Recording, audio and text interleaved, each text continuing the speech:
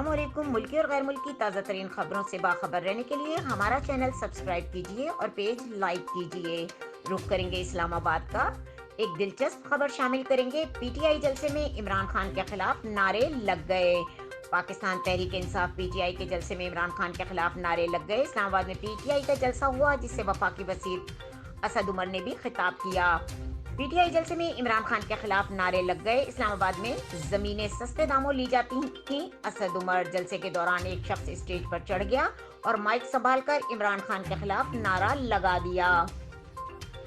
नौजवान ने no Imran only अवाम का नारा लगाया। जलसे में मौजूद ये शख्स असद उमर और दीगर के खिताब के बाद स्टेज पर आया। नौजवान ने जलसे में पेशगोई करते हुए कहा कि सब कुछ वैसा ही होगा जैसा राजा खुर्रम शहजाद ने कहा है। अगली बार वजीर आजम इमरान खान नहीं होंगे। पीटीआई जलसे में स्टेज पर मौजूद शख्स ने कहा कि इमरान खान आज इस्तीफा दे दें तो बेहतर होगा। मजीद खबरों और अपडेट के लिए देखते रहें के न्यूज़ चैनल इंटरनेशनल।